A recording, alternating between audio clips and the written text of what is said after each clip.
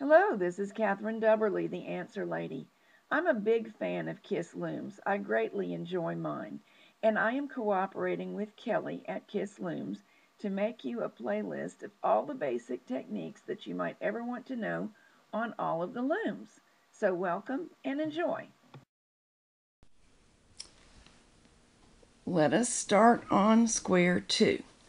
We're going to cast these on. Again, I'm using the E-wrap for this demo, but you could use anything, and we're going to work from left to right.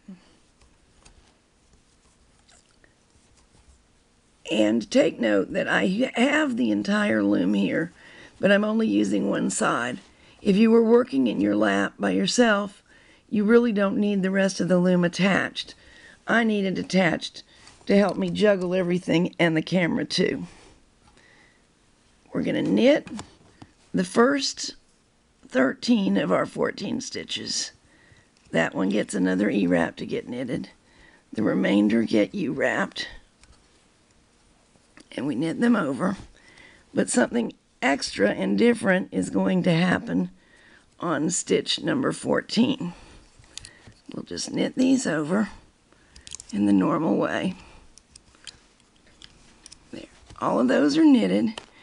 And now we're going to attach this knitting in such a way that this stockinette knit side and the knit side that's going to come down here are facing the same direction, because that's what entrelac should look like. Because I'm using this circular needle, I've got to slide the stitches off of it.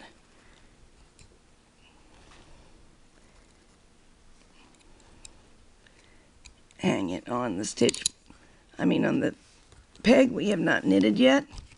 Keep the rest of them safe and wrap and knit it. Now, the math for this particular setup means that we're going to do that 2 rows in a row, and we're about to do the row moving to the right, so I'll hang another stitch, and then we'll knit a row without hanging a stitch. And that all of my stitches from this holder should get knitted in this manner. Because I have the extra pieces of loom here, there's a good bit to juggle. You probably won't have that, and you'll probably have a more compact stitch holder going on, so that'll make it a little bit easier. Okay, here's row 2. Now remember, we're knitting 20 rows in every square, but we only have 14 stitches across, and that is the reason that we won't hang a stitch every single row, only 2 out of 3 rows. So here's the first 2. We've hung a stitch, and when you hang a stitch, you have 2 loops to knit over the wrap. Now we're going to knit to the left. This is the 3rd row, so we won't be hanging a stitch this row. We'll wrap and knit 14, but we won't hang a stitch on it for row 3. Now we're ready for row 4. So we will go ahead and hang a stitch. Make sure as you get these off the holder that they're not twisted. It's easy to check. Hang the stitch, keep the others safe, and we'll wrap and knit to the other end. This is row 4, and it's like row 1.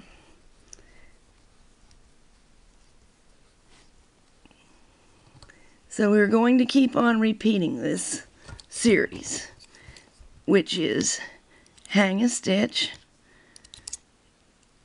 knit to the end all the way, hang a stitch, knit to the end, then don't hang a stitch, knit the whole row, and start over again for 2 rows hanging stitches. Every time you do it, knit both lower loops over the top loop. that was one of the two where we hang. You can wait until you get up to this stitch, or you can hang it in advance, whichever you find most convenient. I've knitted 19 rows, and I have one stitch left on the holder, which is exactly what I should have. So let's add it to the edge and knit off row 20. And then we will get this work off of the loom and see where we are with squares 1 and 2. As always, when you hung a stitch on, you've got 2 loops to knit over. Break the yarn. Now, one nifty thing about using this as a stitch holder, it's not picky about which end you insert it from. So I didn't actually check to see which end was ideal, because I will be able to move it either way.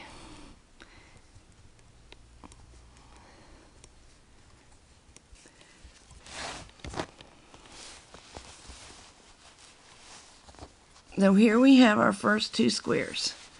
Square 1 and square 2 runs the opposite direction, having picked up the stitches that were held onto the on the stitch holder.